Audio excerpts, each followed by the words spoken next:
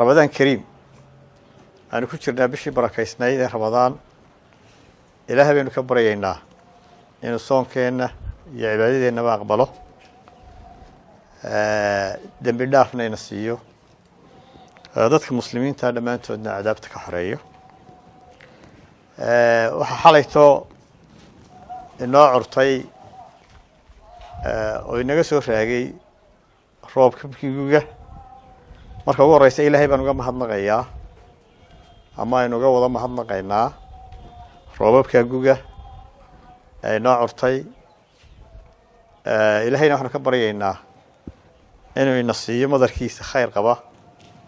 oo aan xoolo iyo dad mid waxba yeelin hadii Ilaahay ka dhigo waxaan tacsiideynayaa dadkii shacbiga reer Soomaaliland kamid ahaa roobka ku geeriyooday ama khasaare ka soo gaaray ama hanti khasaare ka soo gaaray inaga ka xun Ilaahay u naxariisto ilaa 12 qof dad ku dhow ku dhintay intaan laagina waa dhaawac inta la sheegay wuxuu baa warka deel laga soo sheegay Hargeysa laakiin meel kale inaan ogeeyno waxa laga yaabaa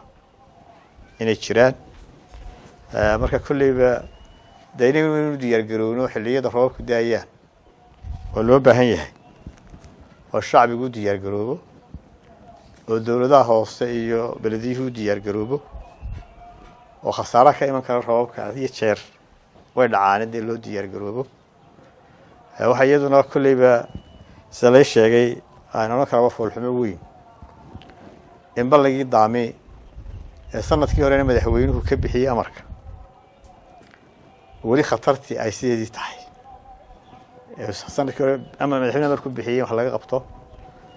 مدحويني أمريكا بحيي هي ما يركب أمريكا السيدين حالي وذا سعودين بلايجي بلغونا واسديسي ولي وحن كورقة بنا قرن كوح اللي يسد حسبي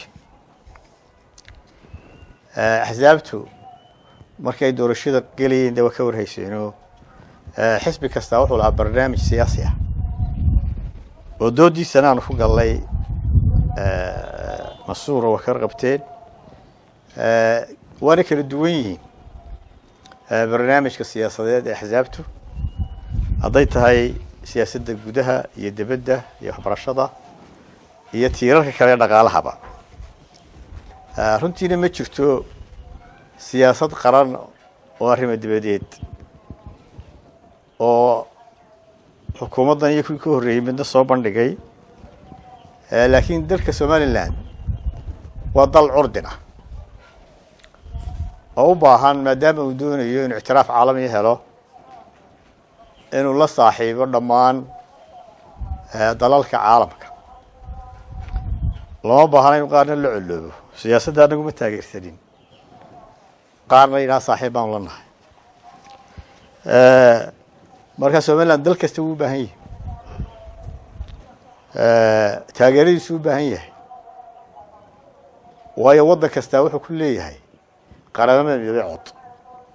marka waddan kasta codkiisa inuu baahan waxa ka warqabtaan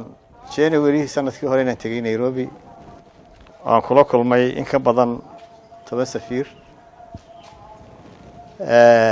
waxaana aan kala hadlay waxay ahayd siyaasadda arrimaha dibadda iyo arrimaha Somaliland iyo arrimaha doorashooyinka iyo arrimaha ixtiraafka maalmahan waxa jirtay saxaafadda qaarkood ka saan magacyadooda aqoonin malaga la yaqaan ma ahayn inay qoreen inaan kula kulmay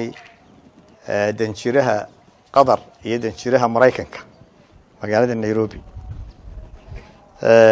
warkaasi ma jiro oo beerabuura laakiin kama duwana safiirka Qatar kuwii aan la kulmay kan Mareykankuna kama duwana wax noo diidayaan la kulanana safiirka gaari ma jiro taa macnaheedu waxa weeye cidina nooma yeelin karto cid aan la kulmayno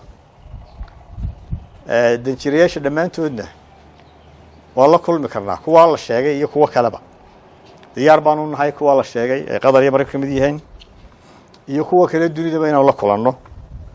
xilli kasta oo munaasib ah meel kastoo munaasiba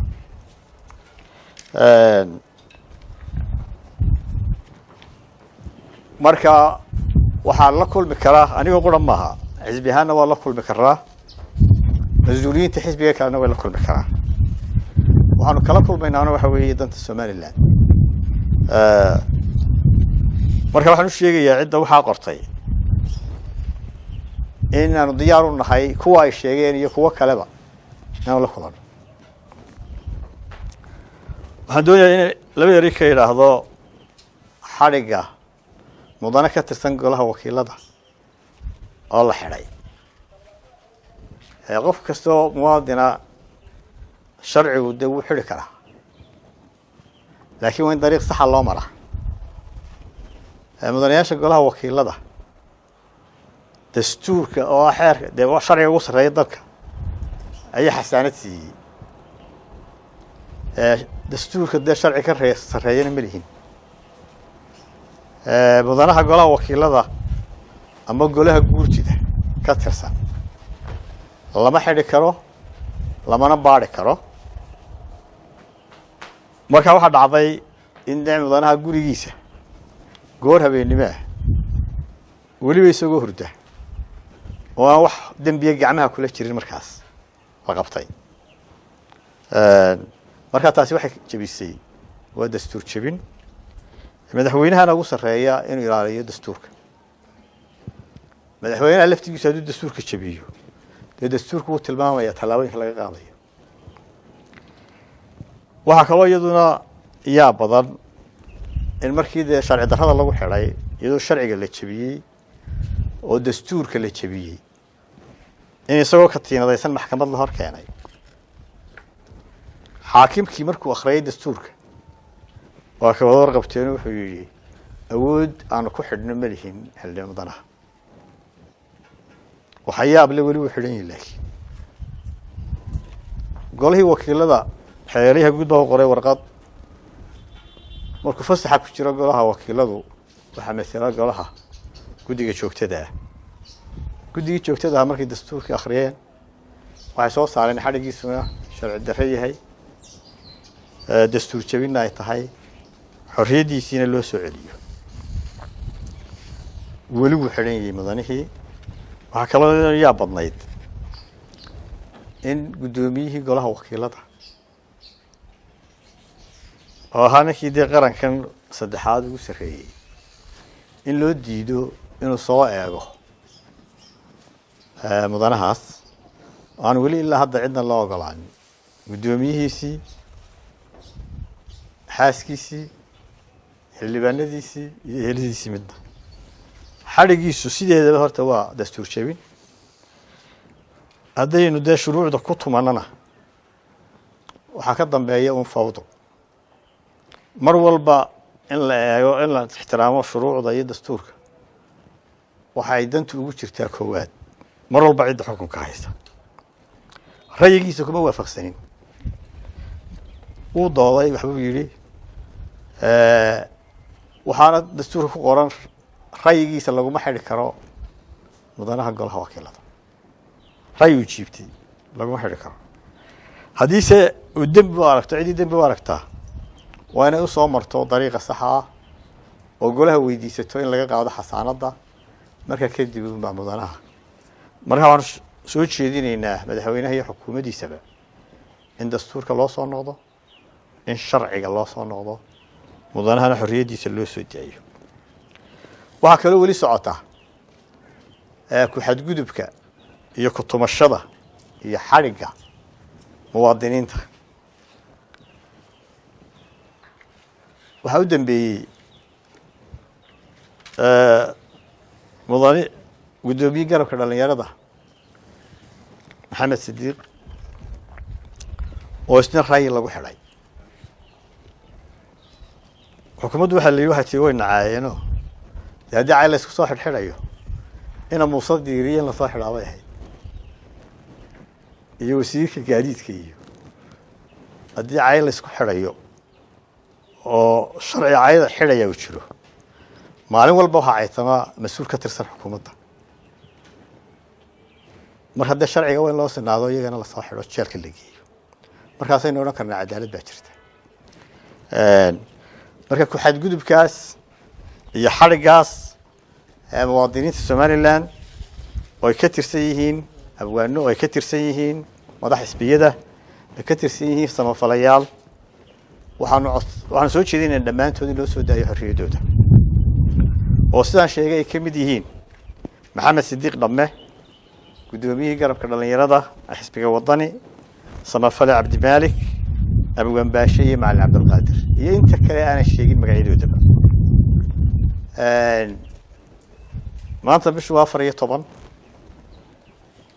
waxaan jeclahay munaasabadan uga faa'iidaysto inaan xuso oo u sii qadimo shacbiga reer somaliland anigoo ku hadlaya magaca xisbiga hambaliyada maalinta lasoo noqoshada qaranka somaliland oo 18 May dhammaan xisbigu wuxuu diyaar u yahay inuu ka qayb galo munaasabadeeda kala duwan ee maalintaasi leedahay dalka gudihiisa iyo dibaddiisaba haddii ilaahay yidhaahdo maalmo kaloo dee qaranna waynu leenahay waaweyn insha allahu iyagana waa la xusi doonaa way ka mid tahay maalintii aynu dee calanka ka qaadanay dowladda ingiriiska 16 Juun maalmaha qaranka dhammaantoodna waxay mudan yihiin in la weyneeyo. Assalaamu calaykum waraxmatullaahi wabarakaatuh.